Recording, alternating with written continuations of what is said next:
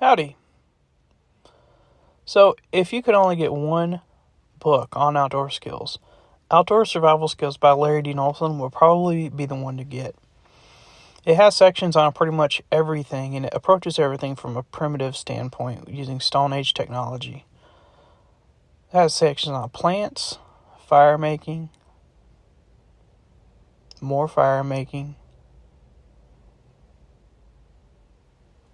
shelter locations and shelter building, making bows and arrows, processing game, making traps. It's got everything. And if you study, you'll come out with a really good set of skills. But something I want to focus on for this project is preserving berries.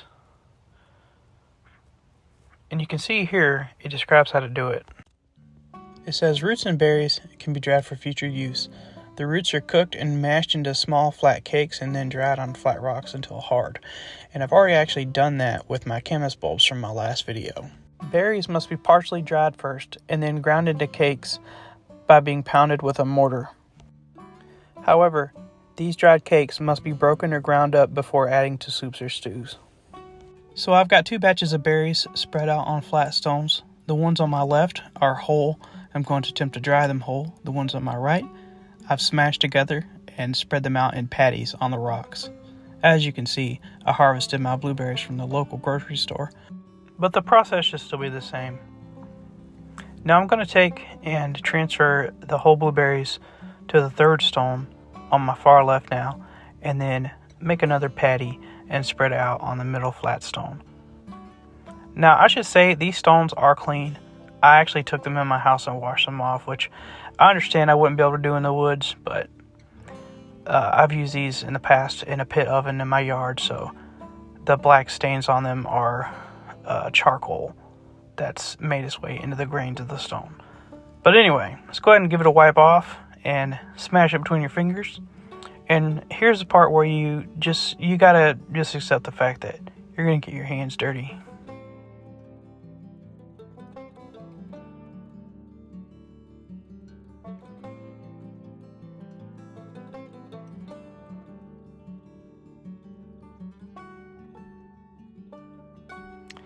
And yeah, I admit it does kind of look like a bird threw up all over those rocks, but it smelled good. And but yeah, now we just let it sit out in the sun for a few days. I think it was 2 days, and this is what we ended up with. You've got this nice leathery texture here. It's actually stuck to the rock, and I had to take the back of my knife to scrape it off.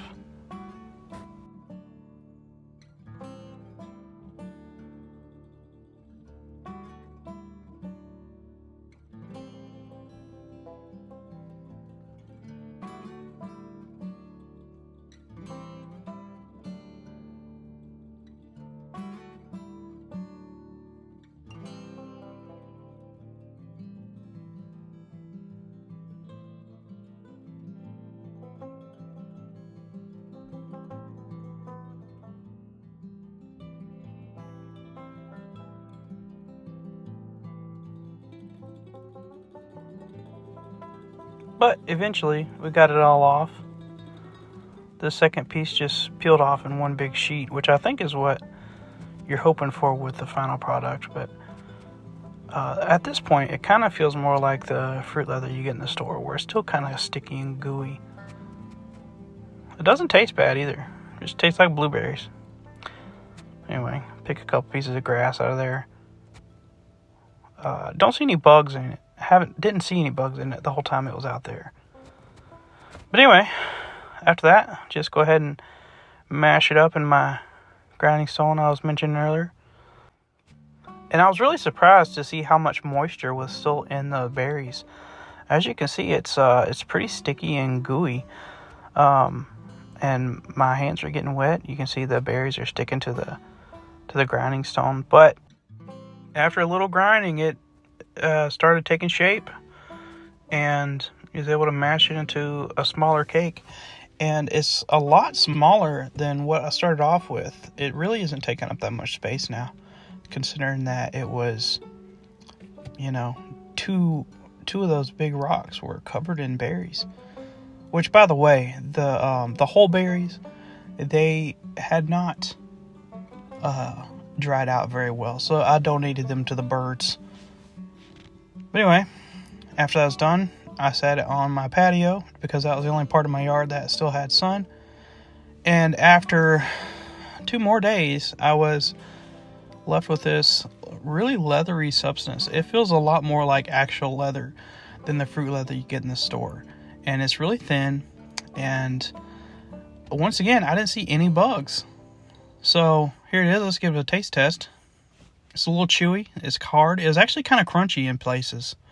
But it tasted like blueberries. It didn't taste fermented or rancid or sour or anything like that. So it was pretty good.